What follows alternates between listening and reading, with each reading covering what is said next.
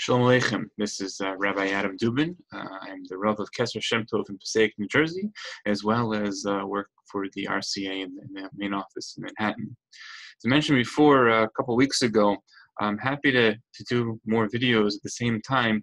We're always happy to have more people, more of our Chaverim share their Torah out with the rest of the community.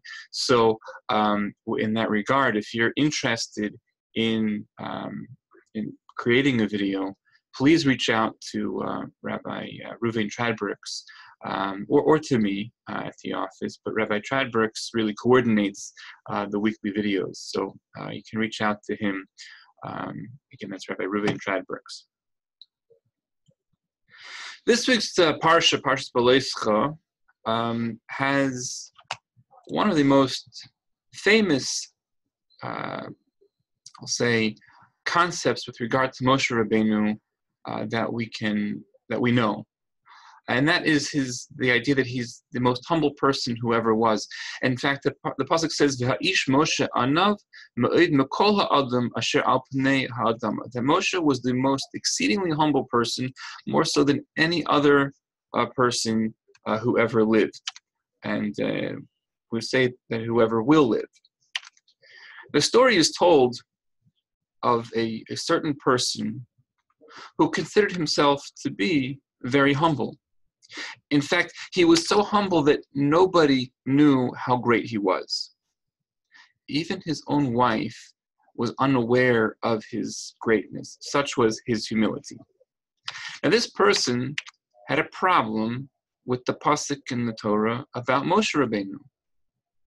How could Hashem, who, as we know, can see ahead, time doesn't exist for Hashem the way it does for us, that how could Hashem see that Moshe was the most humble person ever, when this particular person said that in the future generation he would be? After all, everybody knew about Moshe Rabbeinu's godless, his greatness, but our friend kept his greatness concealed from everyone. So he felt that he was even more humble. And this posed a theological dilemma for him, until he came up with the following teretz. When the Torah spoke of Moshe Rabbeinu being humble, it said simply that he was exceedingly humble, more than any person. And why add the superfluous on the face of the earth? Very simple.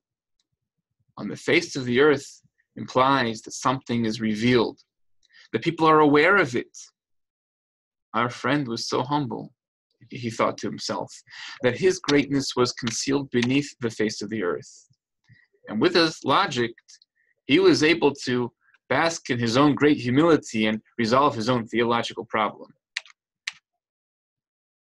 False humility, as we can see with this story I just shared, is a big problem.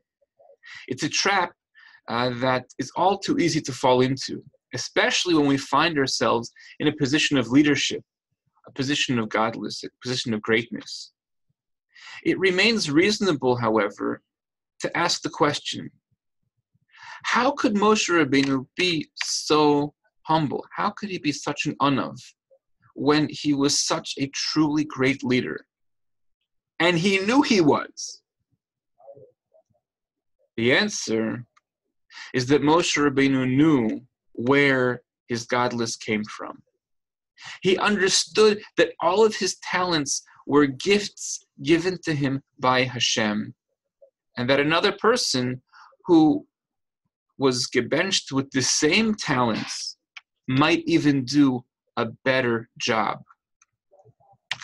Elsewhere in the Parsha, we're told about the Eldad and Medad, who were going around the Machane Yisrael, giving nevuah without the express permission to do so.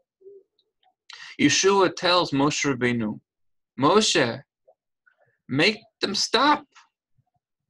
Rashi explains that this means put their responsibility on them for the needs of the community, and they'll end up destroying themselves. As the adage says, absolute power corrupts absolutely. Power corrupts if it's not used carefully, even if it's not absolute power. It's hard to find a balance between the need for a hierarchy and for one person to have power over another, and an appropriate degree of anivus. When we realize that any talents, any matanas, any power we find ourselves with is a gift from HaKadosh Baruch Hu to be used for good and used for litoelis and not to be abused, then we're less susceptible to the corruption that can come with power. May we all merit to use our God-given talents for good purposes and not to be falsely humble, but to be genuine, to realize that our abilities come from Hashem, know that they come from Hashem, and that we at the same time should use them to their fullest potential. When we appreciate where our talents really come from, we can truly be humble and respectful of others, even when we find ourselves in positions of leadership, and especially when we find that we disagree with others. Have good Shabbos.